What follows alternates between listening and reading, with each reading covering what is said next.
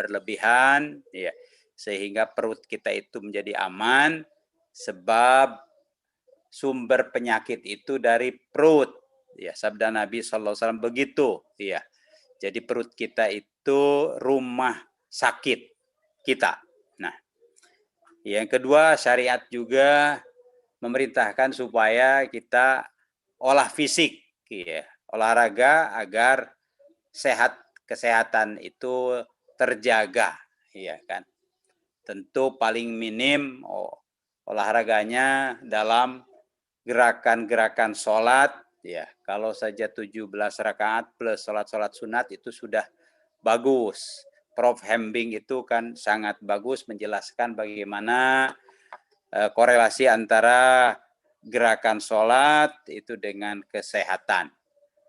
Dengan itu saja insya Allah ya, kesehatan manusia akan terjaga. Apabila terjadi penyakit, sakit menimpa seseorang, bahkan menimpa beberapa orang satu keluarga, saat ini sudah menimpa hampir semua orang yang disebut dengan pandemi itu. Ya, semua negara, negeri kan banyak yang terpapar. Di kita juga sudah 1 jutaan. Ya, orang Indonesia terpapar. Dan tadi grafiknya juga belum mendatar, apalagi menurun, masih menaik, ya kan? Itu realitanya. Nah, dari sisi realita ini harus diatasi. Mengatasinya menurut syariat pertama dihindari, ya, larilah dari pusat atau titik wabah. Hadisnya ya firru, larilah dari titik wabah sebagaimana kamu lari dari serigala, harus lari, tinggalkan, ya kan. Dan kalau kamu ada di titik wabah, misalnya zona merah begitu, ya kamu jangan keluyuran, jangan keluar. Ya, itu yang disebut dengan lockdown atau isolasi. Ya, sebab kalau keluyuran keluar, ya sangat mungkin akan membawa, ya, bukan membawa oleh-oleh, tapi bahkan membawa wabah. Nah, ini jadi stop. Itu juga perintah syariat. Ya, termasuk perintah syariat tentu saja, ya, memperkuat, ya, imunitas. Jadi setiap orang harus berusaha memperkuat antibodinya itu tadi, ya kan. Ya, dengan berbagai cara, insya Allah dengan hidup yang sehat sesuai syariat, antibodi itu akan bertambah. Termasuk ada penelitian bahwa dengan mulazamah tilawatil Quran itu antibodi seseorang juga bertambah, masya Allah. Cuma masalahnya bagaimana nih kita lebih banyak asupannya makanan, minuman yang lezat, atau cukup banyak juga ayat-ayat Allah yang kita lantunkan, itu kan, itu antibodi juga. Nah, itu antibodi perorangan. Bahkan tadi disebutkan ada antibodi yang alamiah saja. Harus sakit dulu, tapi itu tidak manusiawi. Dibiarkan orang itu sakit, nanti akan kebal sendiri. Nah, ini tentu saja tidak dikehendaki, ya. Korbannya akan banyak, dan ini bukan pilihan baik secara ilmiah maupun secara syariah. Sebab kalau orang dibiarkan antibodinya terbentuk, ya secara perorangan apalagi secara kelompok, berarti kita telah melakukan dosa dan maksiat, ya, pembiaran, ya, orang itu menderita, dan itu tidak boleh, ya, tidak boleh. Berarti mengupayakan antibodi yang tidak spesifik, yaitu dengan sakit dulu, itu ya jelas secara ilmiah bertentangan. Ya, lalu secara manusiawi juga tidak manusiawi, secara syariah juga itu maksiat. Nah, pilihannya adalah tinggal satu, yaitu mengupayakan antibodi secara spesifik tadi, ya, melalui vaksinasi. Nah, vaksinasi tentu dari orang ke orang, tadi nakes dulu ya, dalam bulan ini, berikutnya siapa, nanti gilirannya tentu saja mereka yang tidak ada kerentanan ya terhadap vaksin tersebut. Mungkin ada nanti juknisnya yang tidak akan divaksin atau dibebaskan dari vaksinasi adalah ini diantaranya yang komorbid ya, ada bawaan ya dan lain-lain ya. Intinya sekitar 70% tadi disebutkan ya, supaya terbentuk herd immunity al-mana'ah al-jamaiyah. Jadi kekebalan kelompok, syukur-syukur kolektif itu harus 70% divaksinasi. Sekarang sudah mulai. Berarti vaksinasi itu merupakan alternatif yang niscaya. Sebab untuk membentuk herd immunity secara alamiah itu kan tadi ya sudah tidak ilmiah, walaupun ilmiah tidak manusiawi, lebih penting lagi tidak syar'i. Maka pilihannya ke pembentukan antibodi yang imunitas yang kelompok secara spesifik melalui vaksinasi. Nah, sampai di sini berarti posisi vaksinasi sudah clear ya. Clear bahwa ini dari sisi medis memang niscaya karena merupakan pilihan daripada memilih pembentukan antibodi yang tidak melalui vaksinasi tapi orang harus disuruh sakit dulu, itu bukan pilihan ya. Juga secara ilmiah dan syariah juga bukan pilihan. Berarti vaksinasi adalah satu alternatif yang niscaya. Ya.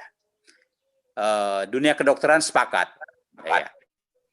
Dunia ahli syariah juga dari perspektif ya menghindari kemudorotan sakit ya. Pilihannya tentu ke vaksinasi daripada ke pembentukan herd immunity secara alamiah ya kan. Apalagi ya dibiarkan begitu saja, itu bukan pilihan. Ya insya Allah lembaga-lembaga yang punya otoritas untuk memposisikan vaksin ini sudah menyimpulkan, BPOM sudah, BPOM ya sudah menyelesaikan kajiannya dan sudah menurunkan sertifikasinya, izin edarnya ya. Berarti ulil amri di bidang kesehatan sudah memberikan rekomendasi.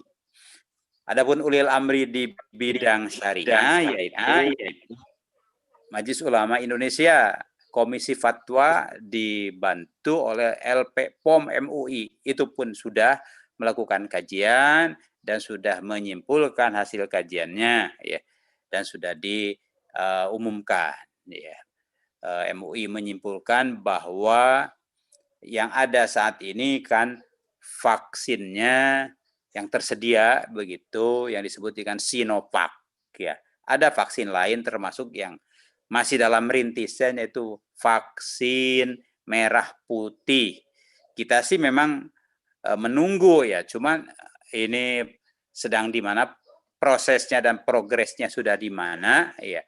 Kalau keburu ya COVID ini menghampiri ya apa boleh buat ya, dengan Sinovac saja kan, sampai nanti alternatifnya yaitu vaksin yang lebih maslahat atau kemudorotannya, efek sampingnya lebih kecil, selain itu juga lebih manfaat untuk bangsa dan negara, yaitu vaksin merah putih ya. Mungkin nanti di antara dokter tadi bisa juga sedikit menjelaskan tentang vaksin merah putih. Kenapa kan begitu harus ada dan diupayakan vaksin merah putih? Apakah ini kan politis juga? Karena vaksin Sinovac itu dari Tiongkok, lambangnya kan palu arit. Apakah itu karena itu? Sedangkan kita tentu ya tidak secara emosional ya tidak siap begitulah dengan lambang palu arit kan begitu karena ada kepedihan historis. Saya kira bukan itu juga kalau dari sisi medis ya, tapi mungkin lebih kepada ingin menunjukkan prestasi anak bangsa bisa menghasilkan vaksin sendiri ya. Nah, jadi dari sisi syariah sudah clear juga, MUI sudah memfatwakan dan tidak ada perbedaan pendapat bahwa ada satu dua mungkin ustadz ya, tapi itu kan individu. Kita ini mindset kita ini kan otoritas kelembagaan. Kalau yang ngomong itu siapa? Dia itu tidak mencerminkan kelembagaan yang diamanatkan oleh undang-undang. Ya udah, diabaikan saja. Sebab kalau didengar itu bikin ragu, bikin pusing juga. Baik dari kalangan ustadz maupun dari kalangan dokter. Tidak sedikit juga dokter juga yang ya begini kan. Ya artinya membawa menepi kan begitu. Nah, jadi mindset kita adalah mas'uliyah ini tanggung jawab adalah bersifat ilmiah, profesional dan institusional. Iya. Kalau ada itu ini tapi itu bukan dari lembaga yang punya otoritas institusional menurut undang-undang, ya diabaikan saja atau didengar tapi tidak untuk ditaati. Apakah itu dari kalangan ustadz atau dari kalangan dokter atau doktor sekalipun, karena ya di medsos ya ahli-ahli dari luar negeri juga ngerecokin kan, ini saya ahli ini dari Jerman, saya ahli ini begini kan begitu. Nah, sebab kalau kita tidak fokus pilihan kita, ya tawakal kita Allah, tentu wasilahnya dengan kita menggunakan alat atau medium yang teruji secara ilmiah, secara institusional dan secara syariah. Jadi di hadapan kita sudah ada vaksin Sinovac, ya kapan giliran kita, bismillah saja. Demikian, kita sudah menurunkan bayan untuk himbauan ya apa namanya agar kita bahkan berta'awun alal birri wat taqwa. Jadi vaksinasi ini bagian daripada tolong menolong untuk kebaikan. Kalau insya Allah nanti terbentuk imunitas yang kelompok ataupun kolektif herd immunity, itu kan kemaslahatan untuk semua dan untuk anak cucu kita juga, berarti itu albir. Nah, kita harus ambil bagian dalam proyek albir ini, wa ta'awanu 'alal birri wat taqwa insyaallah.